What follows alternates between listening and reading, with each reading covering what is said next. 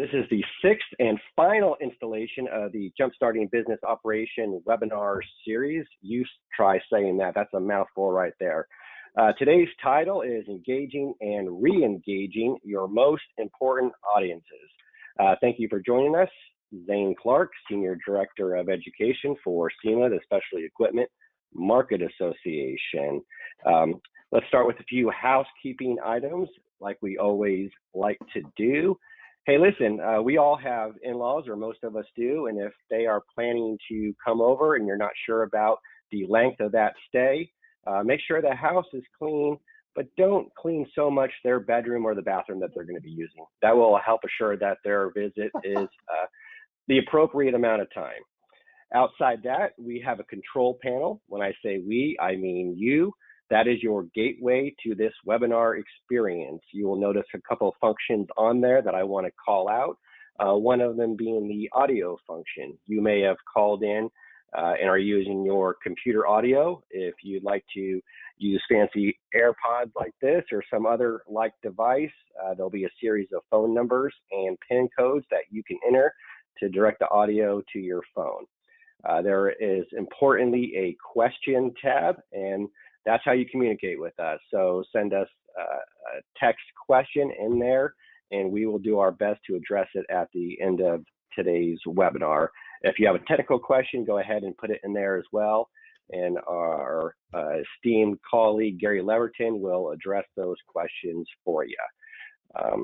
Lastly, you'll see that there is a handout tab, and there's a resource in there for you. There is a PDF and a Word doc version.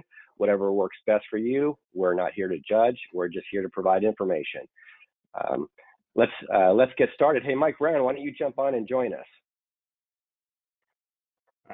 There I am. Same, All last right. time. This is the last time. I'm starting to get emotional, Mike. It's been a good run. It has 6 been. webinars. Hey, so just to keep things light, and then I'll do a formal introduction of Mike. Hey, by the way, your hair looks really nice. Did you recently get that cut, Mike? Yes, I did. Very, very legally on Saturday. And how about you under that hat, Zane? What's going on there? Well, I did get it cut, and not so legally. I don't want to say illegally, but I ended up at a what I call an underground barber shop in somebody's garage. We will edit that out of this final recording, just to protect the innocent. Hey, as a lot of times, one of the reasons I enjoy going to barbers is there's some good banter and jokes, and sometimes amidst these crazy and stressful times, the best medicine is humor. So Mike, you shared a joke with me before we got kicked off today. You want to share that with the audience? Wow, you're going to make me go the coronavirus joke. So when I got my hair cut, it was written on the mirror in front of me. It said, I could tell you a joke about coronavirus, but it may take 14 days for you to get it. But boom. We'll edit in the laugh track on that yes, one. Thank you. Yeah. Hey, listen, Mike Brown, he's been our friend and partner for the past 6 webinars, and our relationship with SEMA and PRI dates back much farther than that. He's been a regular speaker at SEMA and PRI for the past 5 to 6 years. Mike Brown is the founder and CEO of Brain Zooming Group. And I haven't asked you before, how did you come up with the name Brain Zooming? It was sitting right here. I was trying to get a workshop done that this teacher we were doing it for free wanted a bunch of stuff in 45 minutes. And I was like, at that point, it's not even brainstorming, it's brain zooming. And I just stopped and it's like, thank you, God. And nobody had the URL and we had it that night. So it was a total burst of inspiration. It sounds like a more focused version of brainstorming. Yeah, I think.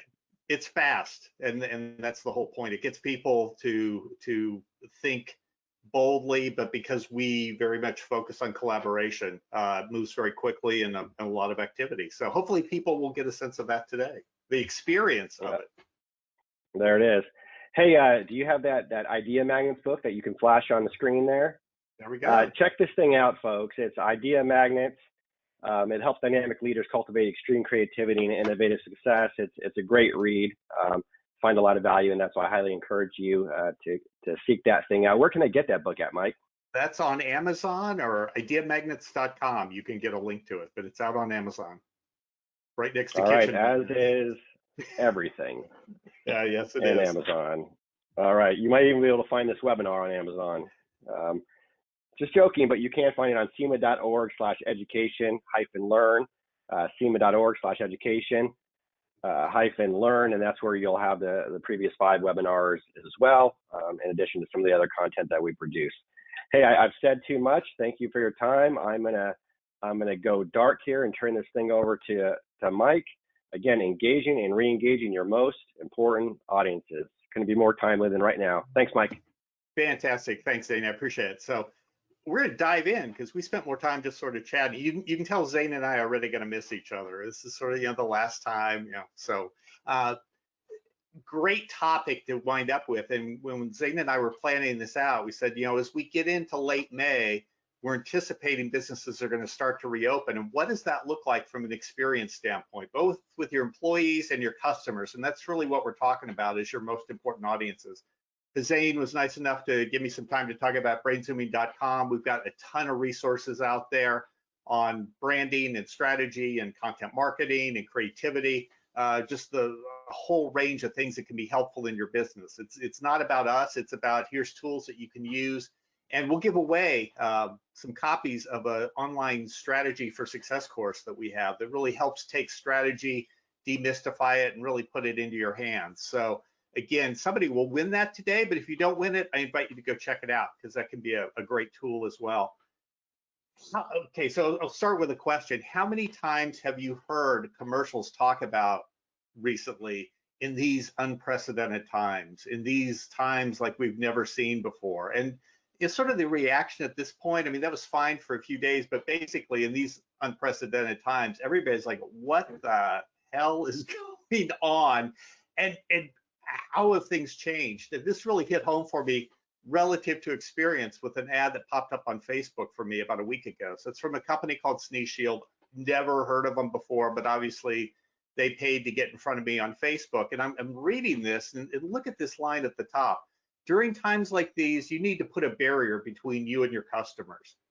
Now think about that. Who at the start of 2020 said, okay, our important customer experience strategies, how we're engaging with our customers and employees is let's put barriers between them.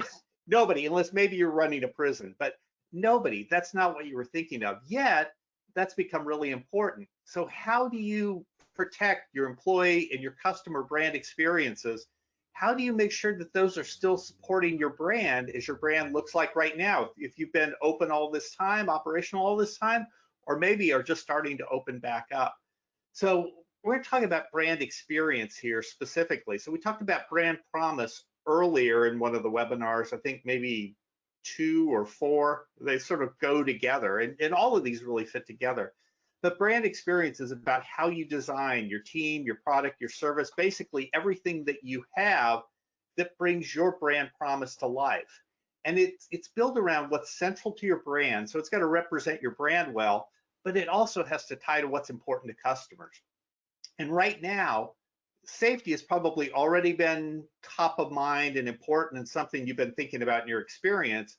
But now health and wellness are, I would dare say, probably number 1 or 2 in buying criteria for your audiences. Maybe not forever, but coming back out of this, that's really important. So that's a big jump and a big change to your brand promise. And what do you do with that? So there's some questions. And again, as Zane mentioned, that handout, I really encourage you to take advantage of it because it'll have a bunch of questions and go into a little bit more detail than I can even here. But I mean, there's some new questions that you've got to start to ask about your brand and the experience. And starts with customers about how have their buying criteria changed? Where is health? Where is wellness?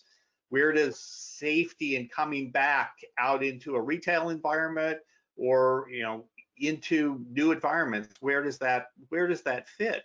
And particularly on your employee side, in terms of coming back, how cooperative are they going to be with some of the changes? There's yes, I still get paper copies, but in the Wall Street Journal, companies are embracing testing. Well, how's that going to go, and what's that process going to look like? So here's some questions really to just get you started thinking about what are those 2 experiences going to be that you still want to reflect your brand.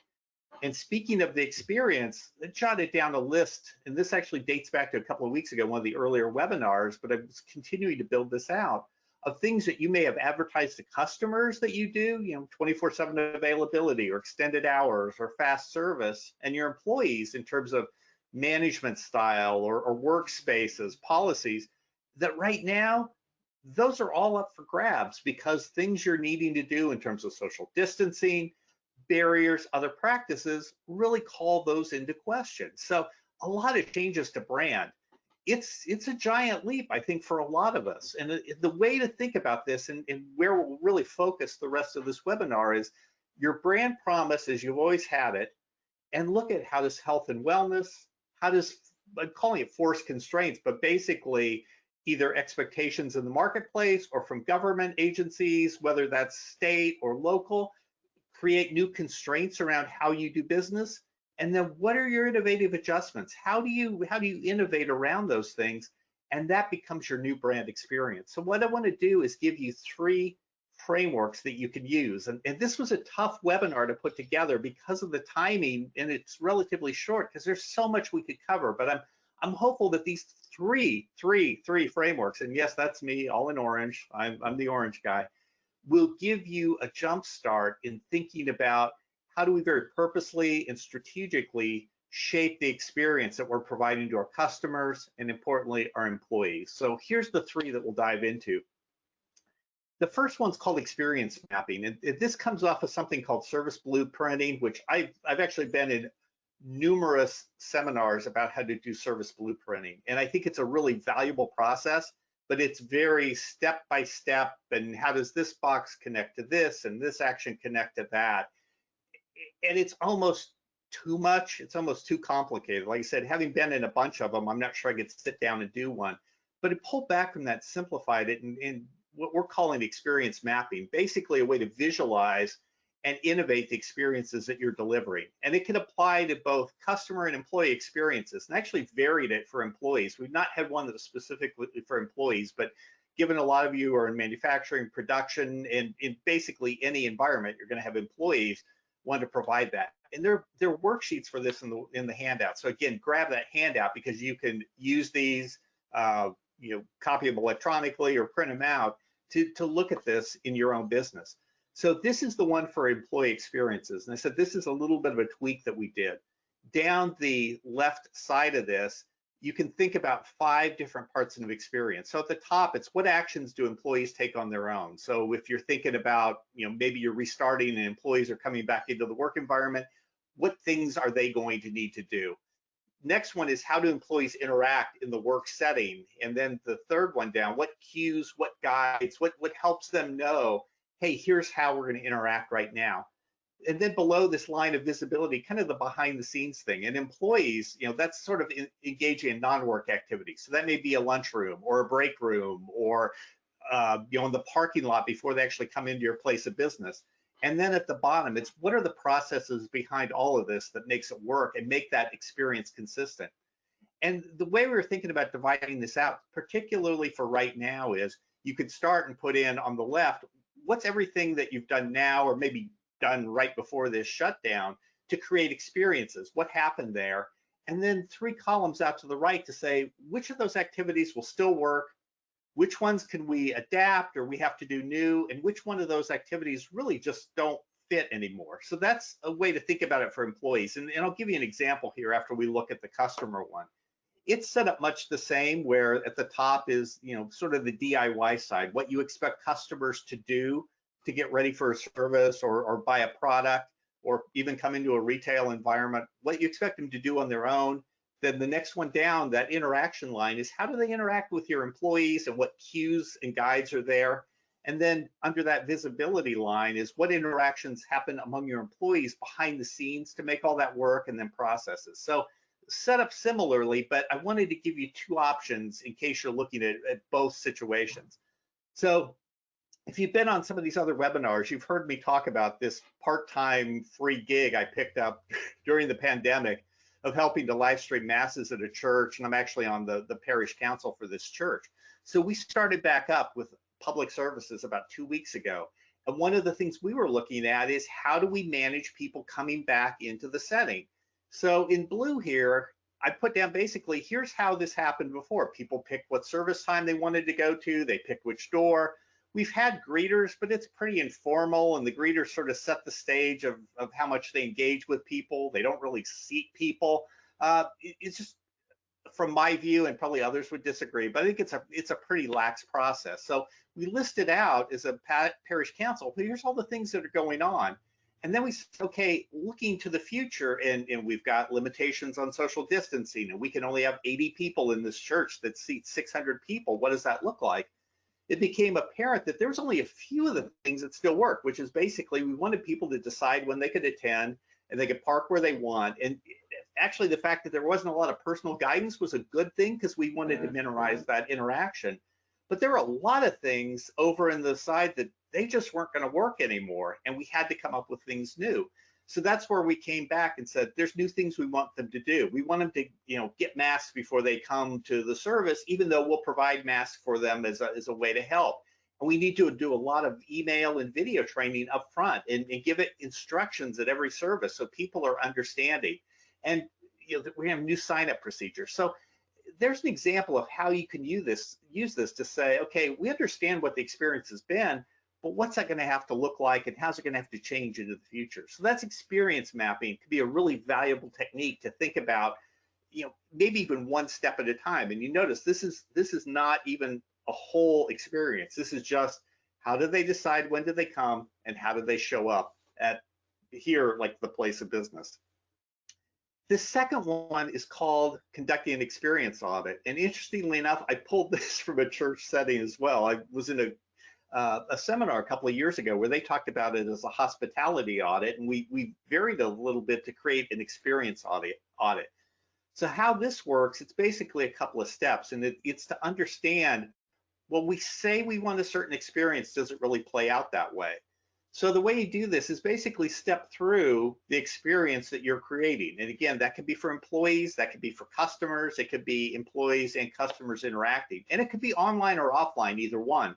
But you start from basically where that audience member is either approaching your physical place of business or maybe your online place of business. Look from their perspective.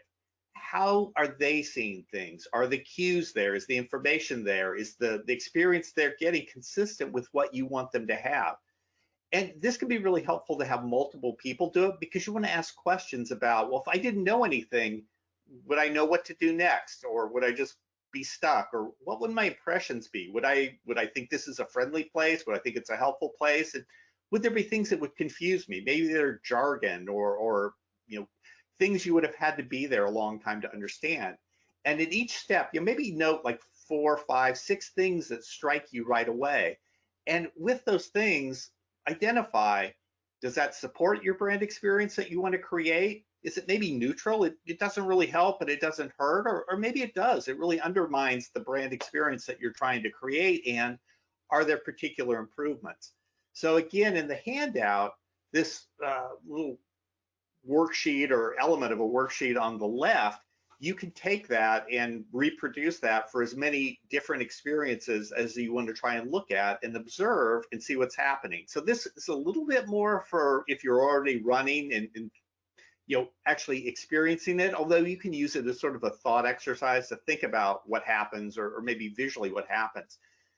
The reason I have a picture of the church I was talking about is we did this 2 years ago because we wanted to understand what that experience was when people showed up and throughout a service. There was a guy who had been going there for 50 years to this church, 50 years, who was on our team and participating in this.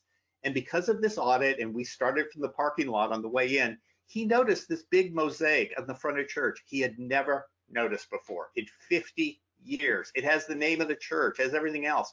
So I put that in there by way of saying we all become so familiar with the workplace and the work settings we see every day, we just don't notice the differences anymore. It all blurs together. This is a great way to pull up, get some fresh eyes, and see, particularly with the changes going on in these unprecedented times, what's that experience look like, and how's that going to react with our customers and our employees. So that's number two. Number 3, is enabling high performance. And that I heard this for the first time out at Arizona State University in their Center for Services Leadership. And it's funny, you don't see a lot about it, and maybe it's called other terms, but it changed my focus on business. I mean, as a marketer by nature, I'm trying to think about the customer all the time, but this really tied together from a marketing side and from an operational side. How do you make it successful for employees and customers to participate in a process or any type of thing that you're doing in a business? So basically, enabling high performance is you're designing and communicating experiences so it's easy for people to succeed and almost impossible for them to fail or even make a mistake. And when I was saying there's not a lot out there, actually, you all are the first people to see this little chart. I put this together just the way that we've thought about it over time. So step one at the top is you start with your audience. Well, again, whether that's an employee or customer, and think about what do they understand? How ready are they to be successful? Is there buy-in? How aware are they of change? So again, you don't presume anything right now that people understand that, okay, here's your version of social distancing or masks. And we see a lot of that in the news right now, how customers are responding in retail environments to the request to put on a mask, and it's not going well in some instances. Numbers 2 and 3 then are really saying, okay, what do we need out of this process? And a lot of times we talk about this as managing costs or efficiency. That may be part of it here, but it really is thinking about how does this work in our physical setting? How is this going to work? And number 3, creating cues. That ties back to that experience mapping. What visuals? Those pop back here a little bit. I guess not. I confused my computer. There we go. Yeah, there we go. These markers are those kind of guides that help people know what to do. But what is that experience going to look like? And then 4 is basically what communication, what education, what training. That earlier example I talked about, we did a lot of videos to say, here's what this is going to be like, so people are familiar beforehand. 5 and 6 then are really, as they come into that experience, how do you reinforce what their roles, what their actions are? How do you affirm and correct maybe, getting back to the idea of, hey, could you put on a mask, or we need to have a mask here? How do you make that happen and make that work? And then 7 is monitoring and feedback. So in the handout, I've got questions aligned with each of these steps to help you sort of get that exploration started, get it thinking about it with your team, your employee group, to say, what does this look like? How are we going to change our processes for what we need to do? But how do we make the people successful as they come into those processes and those experiences? This harkens back to one of the early webinars as well, and this idea that a lot of times with brain zooming, we come up with these frameworks and questions and exercises to help people think about disruption and crazy things happening. Well, as I said back then, and I think we still see it, all those things are happening right now. You don't need a framework to think about them.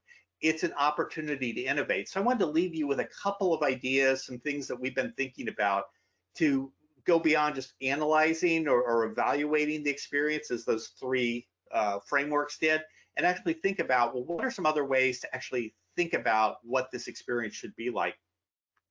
So this worksheet, again in the handout, like all of this stuff pretty much, is to help you think about, here's 8 constraints that you may be dealing with in terms of physical barriers, social distancing, protective apparel, limiting contact between people, apprehension among your employees or customers, or maybe processes that are really different than you've done in the past.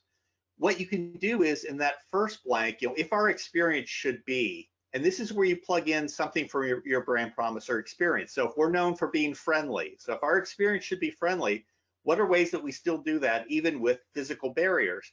And think about 5 ways, even with physical barriers, you're still going to make customers or make employees feel like this is a friendly environment, and particularly with employees, that they have a way to carry out friendliness in this kind of environment. So if you work through this, you'll have 40 ideas about your experience, just 5 items for each of these constraints. So I want you to think about, don't just take a constraint and go, okay, well, that's what our brand promise or our brand experience has to be, because now we have to have barriers, or now we have to have social distancing.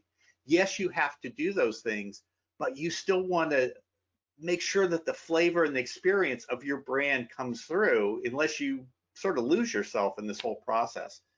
This next one, and this actually ties back to a friend had put a note on Facebook about struggling to think about a graduation party for her son that was going to have to be virtual and was going to have to be a party without a graduation and really probably just with their immediate family.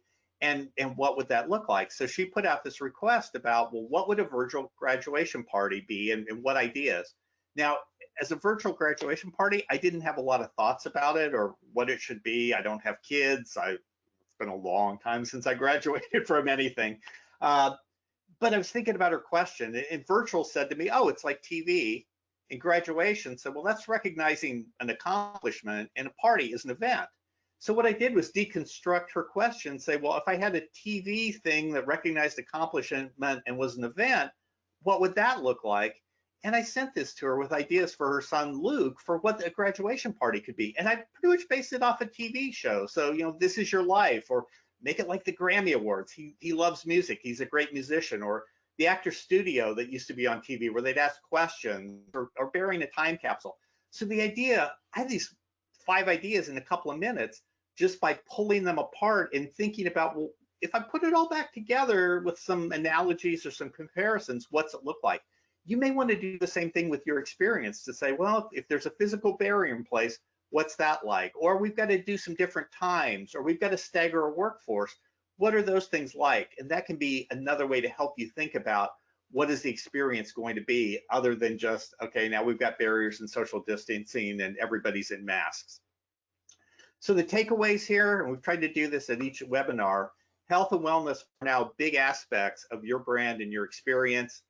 It's silly to think that, okay, we've got 6-foot signs down and barriers and masks and we're doing virtual as much as possible and we've got it covered. Don't homogenize your brand like that. Don't give up your brand personality. Find ways to work around those constraints. And because everybody's facing that, this third bullet, it's an amazing opportunity to innovate and reimagine experiences, because you know what? Your competitors and every other business is having to do the same thing. So if you can do a great job at this, you really set yourself out and can convey the important parts of the experience and brand that you've always had.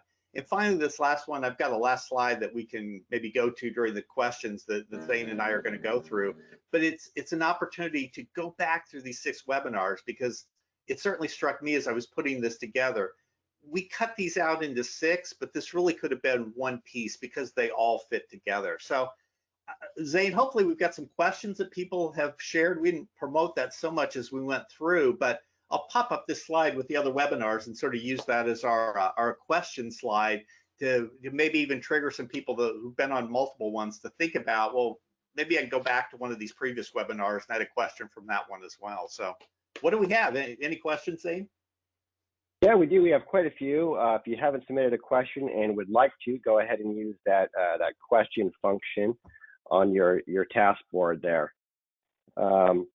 Hey, one of the reasons, Mike, that we didn't put this all in one webinar, because I don't know if somebody would have sat through 4 hours. So we thought it'd be better to kind of bite-sized chunk this thing.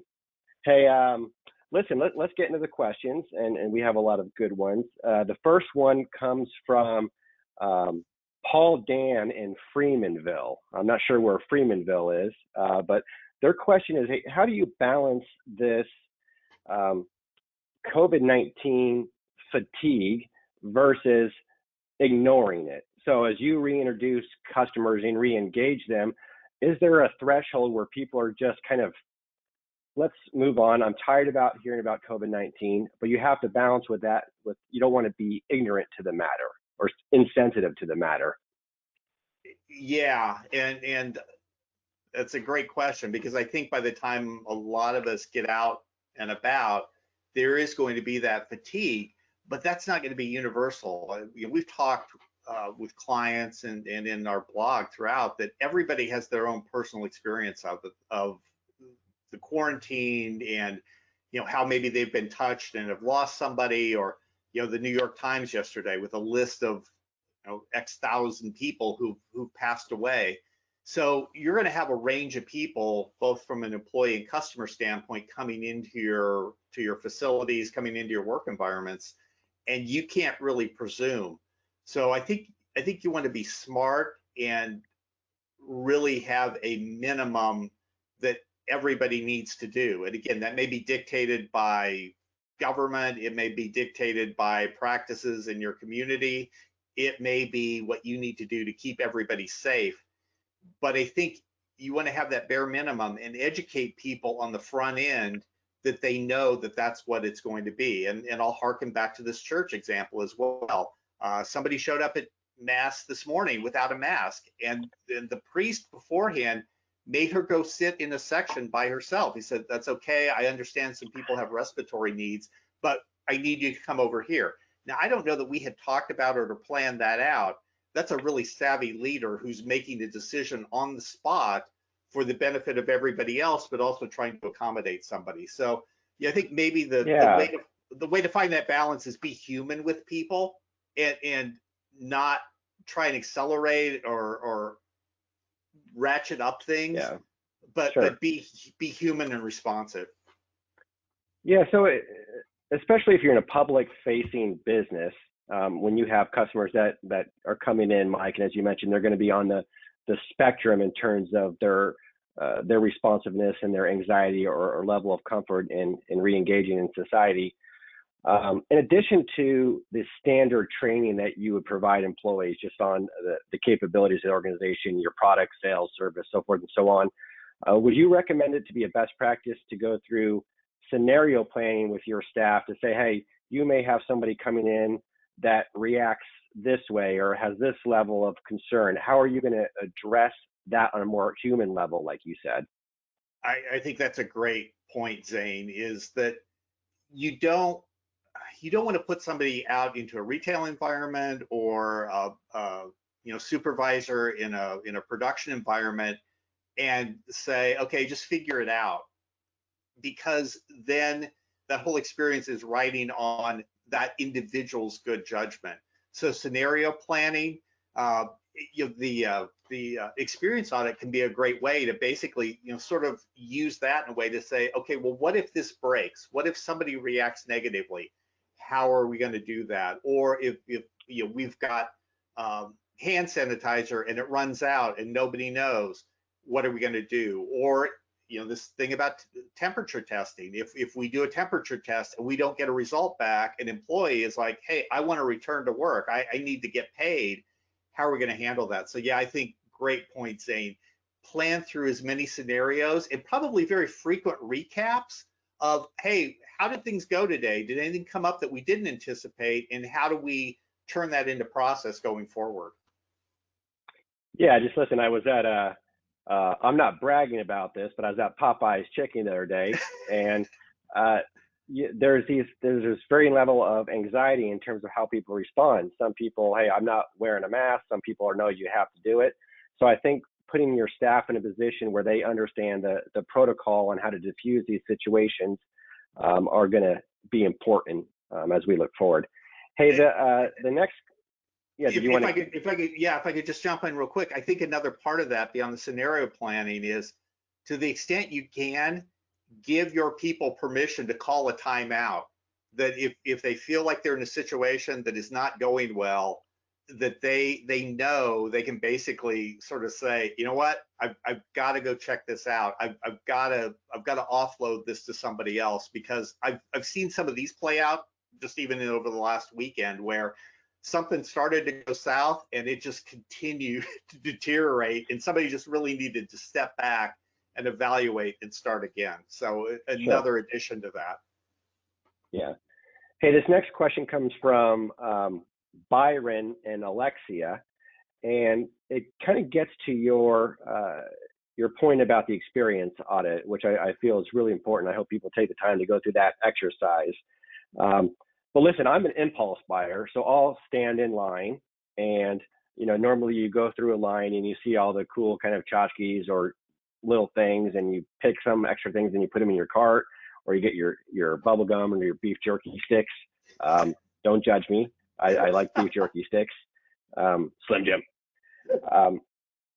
Given that the new social distancing guidelines will be in place, how do what would you recommend business owners do about reimagining that experience to optimize on the sales opportunity?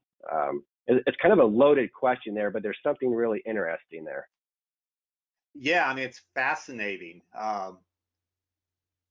Boy, I mean, so to either take the experience audit or take that, the analogies piece where you sort of break it down. So if it's an impulse purchase, it's something that happens suddenly. It's something that tends to happen at the end of a process. Maybe reimagining it is, I'm going to have impulse areas throughout a store where I'm not concentrating them right at retail or right at the point of sale, where I'm buying. It may also be that, hey, well, people are going to be on their phones, so can I ping them with a text then? Do I have something that's that sophisticated technologically? Do I have an app maybe where I tell them, hey, you can order these extra things and we'll bring them up as you check out, and just have signs that let people know, hey, if there are these other things you're thinking about. So some ways to reimagine the I can't be close to these items until right before I buy, and how might you turn that extra 6 or 12 feet into a selling opportunity? Yeah, perfect. Hey, so we have two more questions, and we're over a little bit here, so I'm gonna force you to go a little bit more to a speed round, because we also need to announce the winner of the e-course that Brain Zooming is generous enough to provide to one of our attendees today. The next one, and I apologize in advance if I mispronounce this name, but it's New Baby, I believe, from October, New Mexico. And this question really gets into, it's kind of a conversion of culture with employees, and you alluded to it earlier, but business is starting to ramp up for this individual, and they recognize to meet the demand, they're going to have to bring on some part-time help. So it's kind of a two-layered question. One is, hey, how do you successfully integrate this part-time staff with your existing staff to get them comfortable, but also managing that environment in a new dynamic where there is greater apprehension out there?